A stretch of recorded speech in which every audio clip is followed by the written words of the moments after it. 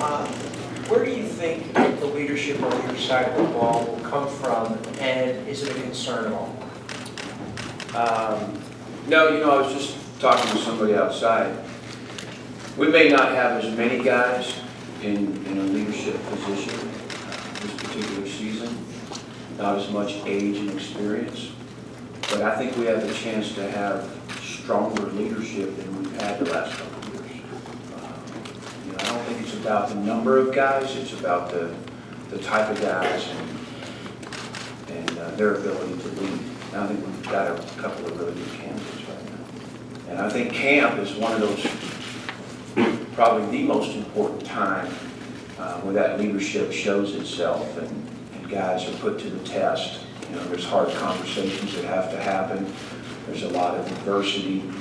And so your potential leaders, that's when they really emerge and have a chance to prove and to earn that respect and that position. Hey, Brent. Hi, Neil.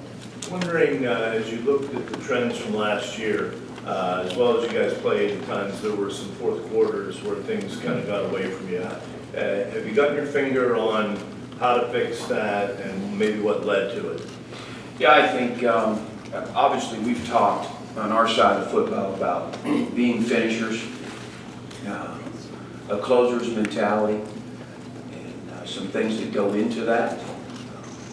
It's not something that we ignored or pretended didn't exist. We did try and identify why it occurred.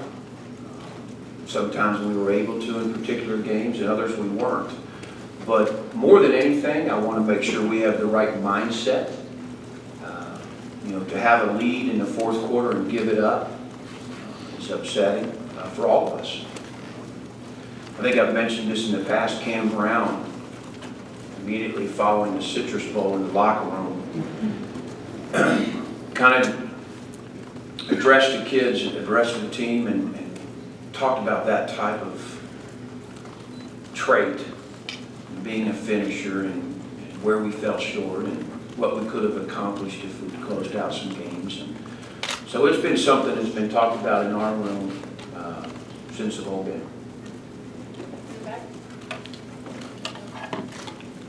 Brent, yeah, here's a question for you about Micah returning kicks. What's the risk there?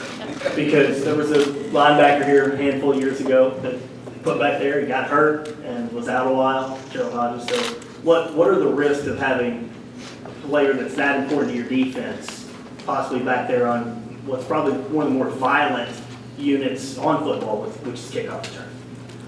First of all, we want to do whatever we need to do to win games.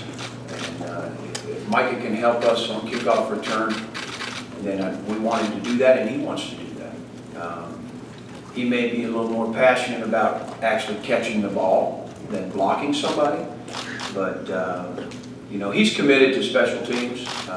We want all our starters to have a role, to be involved on a team or two. I think that's very important.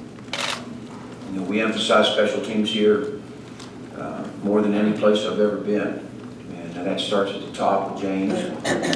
I feel we've got a great special teams coordinator with Joe. Some of the things he's doing really has the kids excited. They want to be part of it, and that includes Micah. And Micah did a lot of things in high school that with the football, returning kicks, playing tailback. He blocked a lot of kicks. First one down on kickoff. And there's a lot of things that Micah can do. It's our job as his coaches to make sure that we don't just throw him in the fire. We don't put too much on his plate. He's obviously a guy that can rush the quarterback and do things that way. And he had his hands full last year just learning linebacker. And as he's able to do more and have success, then we'll ask a little more of it. So, but we're prepared, and he's prepared. If he can help us in any special team area, we want to do that. So he's your punter now too? He can't punt.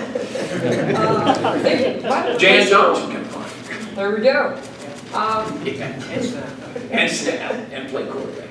Curious about Etor and just, if you had much contact with him while he was home over the summer, and how's he looked since he's been back? Yeah, first of all, we're very close with Etor and his family. Ever since the recruiting process, Coach Spencer, myself, Coach Franklin, that's been a healthy, strong relationship for a lot of years. And, Etor is one of the hardest workers on our football team. So I was not surprised to see him back in action yesterday, just, looking like Etor. He's got an incredible motor. He runs very well. He's got tremendous work ethic. It was great to have him back. Certainly we spoke often through the summer. He's an important part of what we want to do here and what we've done here. Hey, Brent.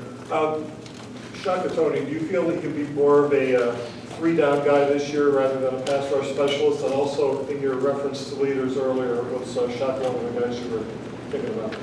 Yeah, I think that's a really good question. Everybody wants to talk about Shaka kind of as a specific down guy. I don't see that anymore. He's always understood leverage very well. And now that he's put some weight on and some strength and has a little more experience on early downs, I think he's got a chance to be a complete end this year, absolutely. He's got one of the stronger voices in our locker room. Guys really respect Shaka. He's a very intelligent young man. And I think he's setting himself up for a very good year. Got time for two more for Brent? Hey, Coach. Yeah. Last year we saw obviously Micah Parsons and then Justin Cada play as true freshmen at linebacker. This year, obviously, you guys have a couple really good freshmen as well, Brandon Smith and Landon Sticks. So I know it's early, but with them having enrolled early, do you expect those guys to play, or what's your thought process moving forward? Yeah, two talented young guys. Both have good work ethic and have size to play as freshmen. They both early enrolled, which helps that. And we have a history here of playing true freshmen at linebacker, and those guys have set themselves up for that. It's too early to tell. We've had one practice, but those guys are both in contention to play as freshmen, certainly. Hey, Coach, how are you? Question about your safety position. Lamont Wade, what kind of investment has he made this offseason, fighting for that starting job? And then bringing in Jaquan Brisker about a month ago or so, what does he bring to your defensive backfield that maybe wasn't present in the defensive backfield before he was on campus? Lamont Wade is playing his best football right now. He had a great winter, really good spring, had a good summer. I mean, he's closer than he's ever been to reaching his potential. He's an enthusiastic player. He brings a lot of energy to practice. And so I'm super excited about what Lamont's doing right now. We have a lot of competition at a bunch of positions, and that's one of them. And Brisker certainly brings a high degree of talent and length and speed. He's got some corner qualities that tackles like a safety.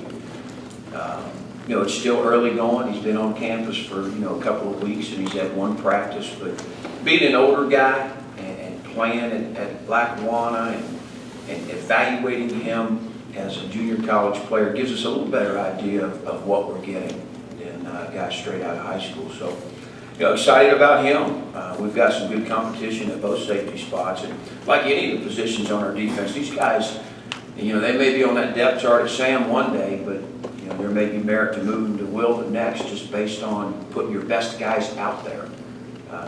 We're not going to let position-specific qualities limit us putting our best 11 out there. We'll have to fix that as coaches.